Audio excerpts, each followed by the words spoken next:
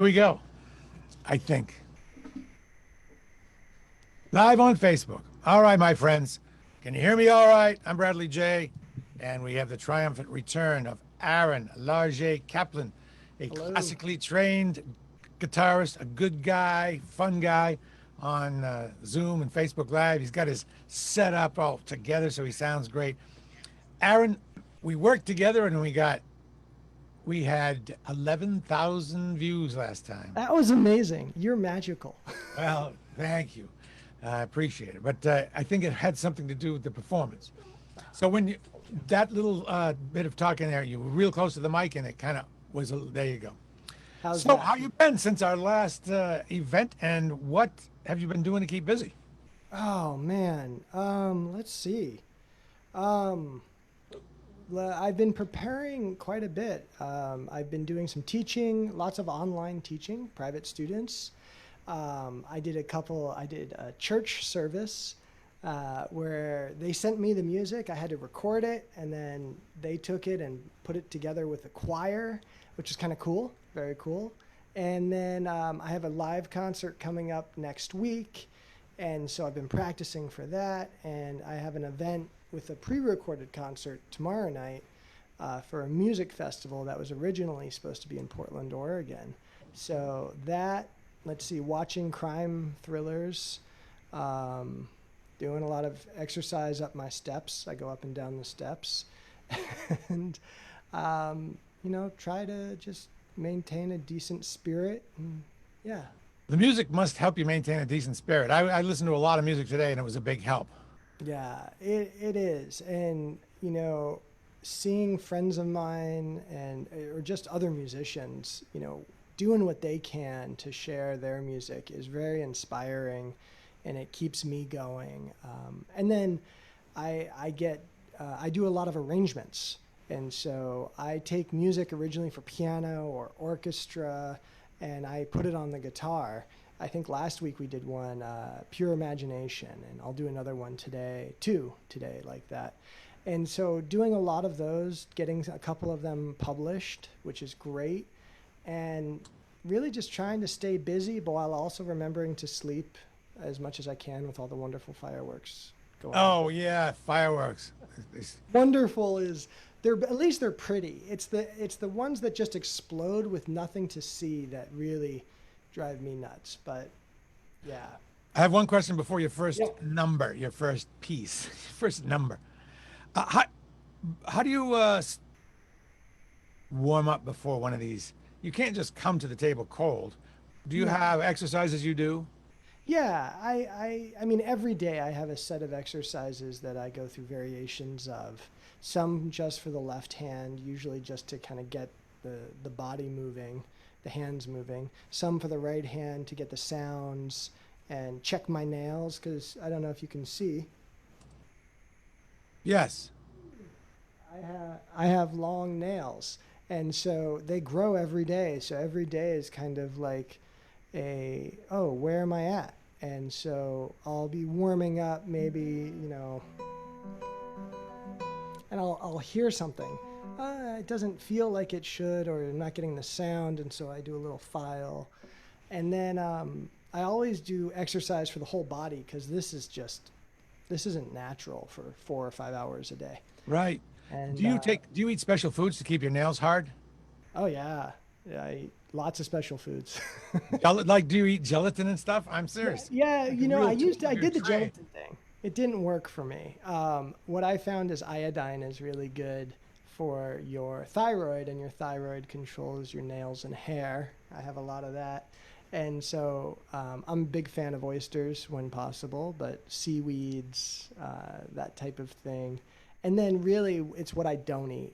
I think I found when I dropped a lot of the processed sugars, all of a sudden my nails got much stronger and much more Wow. even. And yeah, pretty much everything I do, I kind of think of it like when I talk to my students, I say you treat your body like an athlete would treat their body. And whatever goes in, that's your fuel. And so I'm a big proponent of organic, healthy diets. Right. Meat. Uh, Um, I love cheese and butter. I drink a lot of coffee. No, espresso, excuse me. Um, Yeah. So I won't make you tell the story of the guitar again, but folks, this guitar Aaron is playing took 2 years to make. Yes, by Olivier Fanton Dandon, an amazing French builder. He makes OCD look like normal. He built tools just to do certain things. It's fun. You know, it's just great to collaborate with someone like that. Now tell us about the first piece you're going to do. The first piece, yeah, we'll do that. Is This it is the quiet one or a loud one? excuse me? Is it the quiet one or a loud one? This is a louder one. Okay. So this is a piece I arranged, and this is actually going to be up on my website. The arrangement for those of you who play guitar, if you want to learn it, I'll have it up in my website store today, actually. And it's originally a work for orchestra, but it's a flamenco dance. It's a paso doble. And a paso doble is the music that would be played when the bull would enter the bull ring. And this is one of the most famous. It's called España, Cañi. And I arranged it for solo guitar for a Spanish music and dance group I have called Con Fuego, with fire. And we tour when it's not in a pandemic as much as we can. And so this is called España, Cañi. Ladies and gentlemen, Aaron Larget-Caplan.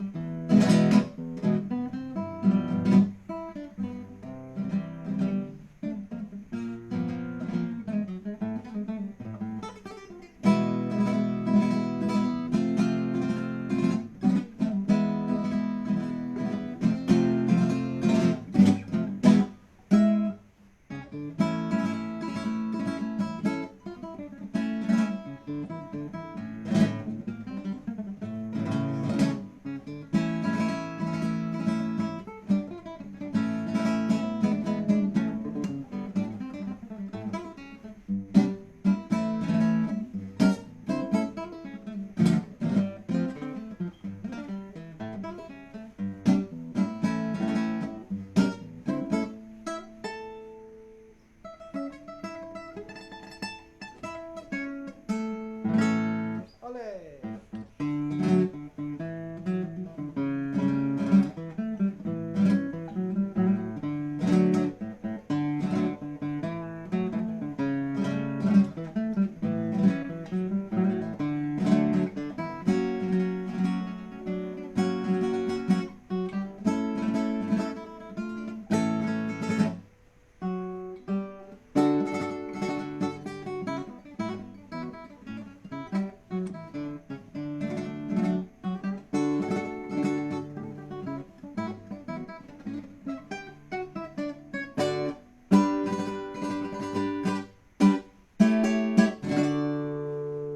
Hooray! Hooray! So that is so complicated. I couldn't even remember it. Never mind perform it. Well, it's like anything. You practice. I practice a lot, and it's not a child's piece. You know, it's not one or two notes at a time. But there's things about it that we remember, and you know, we make lots of mistakes, trip a lot, and get back up and do it again. And one day, it's like, oh, there it is. You know, there are a lot of people performing music via Zoom, some more successful than others. You have a good setup. It looks like you've done this before and worked it out. Do you have any advice for newbie Zoom performers? Because uh, there are pitfalls. Yes, and I've experienced a few of them. My first recommendation is to get a good external microphone or two. I have one mic on my guitar from Your Heaven Audio, a company in Providence, Rhode Island. And then I have a separate mic for speaking, and both of those go into a small mixer, maybe about yay big. And that mixer goes into my computer, and I have a separate camera, webcam, so I can move that around and get different angles. And then I called up some sound people, microphone people, and, read a lot, especially now because of the pandemic. There's actually quite a few forums where people could ask questions. And, some things have worked better than others. And there are things out of my control. Like if a listener has a bad internet connection, there's not much I can do about that. Right. If Comcast or whomever drops the ball, there's not much I can do. But yeah, I did invest some money and I had bought a faster internet connection. But most of all, I just started.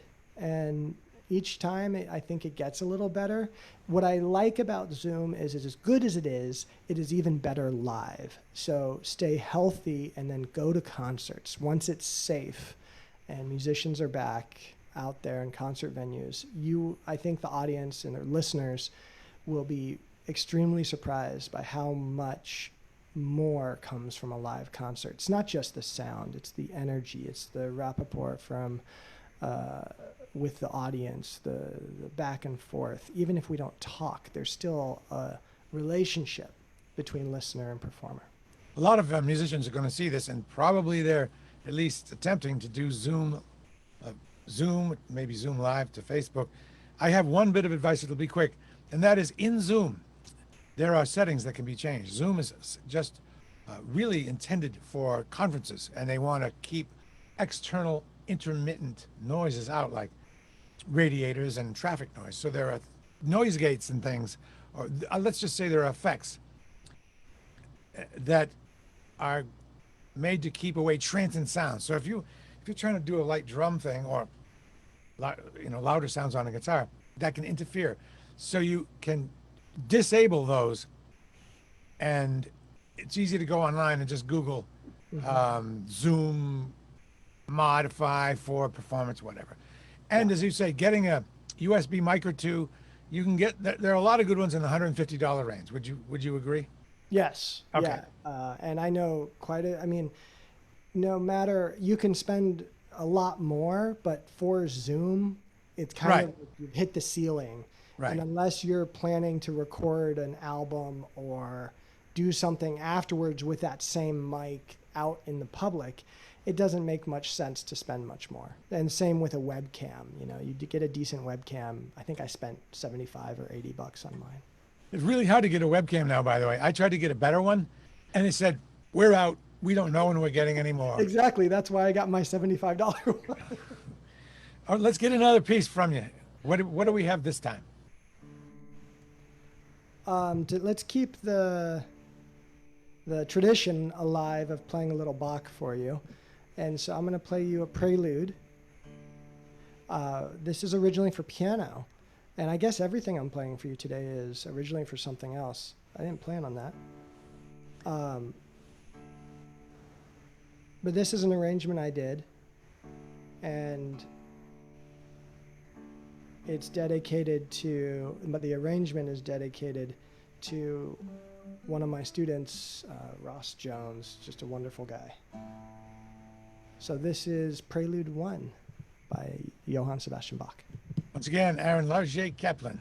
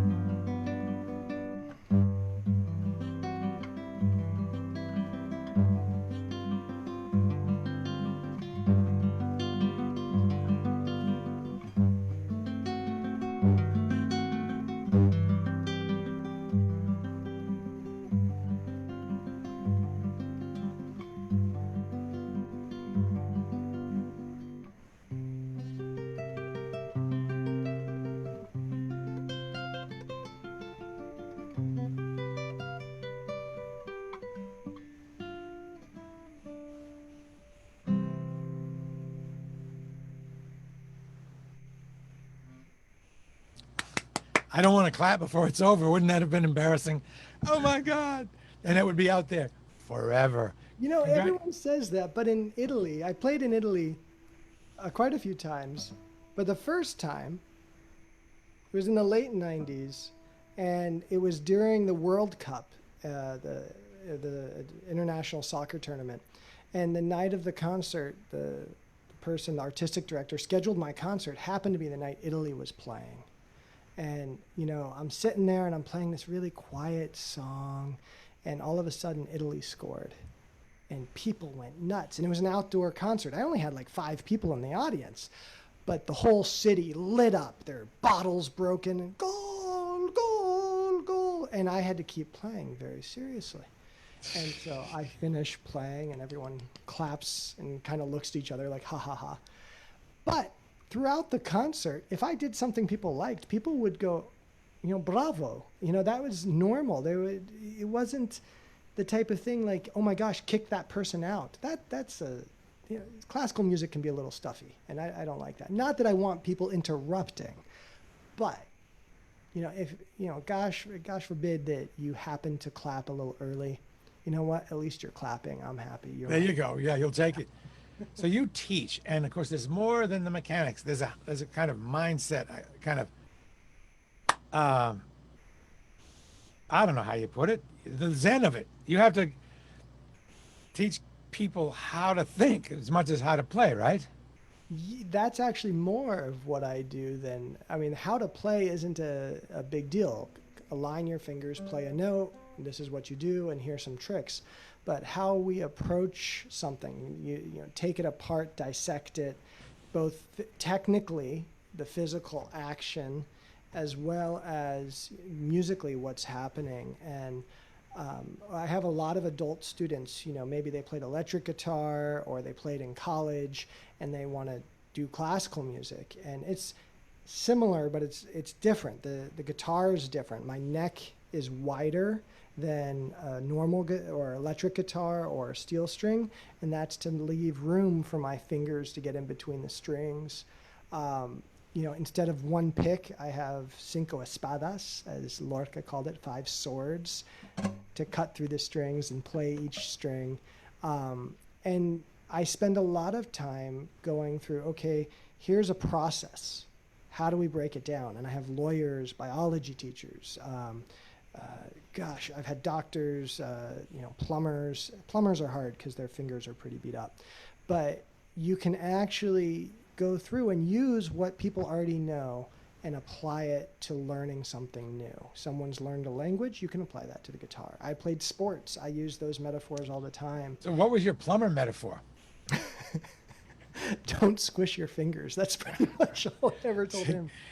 You know, well, you know, God, that was years ago. But you know, when you have big hands, you can. It's hard because you have to be very nimble. Yeah. So it would be choosing repertoire and then also doing a lot of exercises for the hands to become flexible and precise. And you know, again, sitting like this with a lot of concentration can cause a lot of problems in the back and neck. So I was going to ask, do you have, are there certain diseases like the guitarist equivalent of tennis elbow? Oh, it's called Is there a bad guitarist neck shoulders. or something? Yeah. Well, I'm very lucky. My wife is a healer in that she studied shiatsu and yoga and took them in another realm. So she does body work, hand work. I mean, bodies with her hands and teaches exercises. So she'll come in and she'll look at me. She's like, you're leaning to the left, you're leaning to the right. You know, your movement in your elbow, there's something wrong. And she works on me, and pretty much that's she keeps me in shape. She's like, okay, you sit on your butt too much, get up here, get on the mat, and we're going to work on other stuff. So I'm very lucky in that sense. I'm very grateful for her. Well, we're very lucky to have you, and I heard that you're going to do one more. Yes.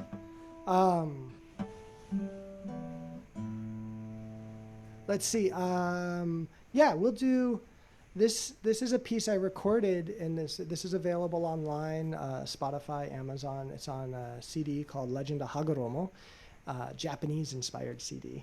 This tune is actually an American tune, and it's from a movie. I think it's called Wizard of Oz. That movie. But the arrangement is by a Japanese composer, Toru Takemitsu. He did a lot of the movie music for Akira Kurosawa. He taught himself how to play guitar, and he did these amazing arrangements. And so this is Over the Rainbow by Harold Arlen, arranged by the wonderful Japanese composer Toru Takemitsu. Once again, Aaron Larget-Caplan. Oh, sorry, I forgot to change the mic. There you go.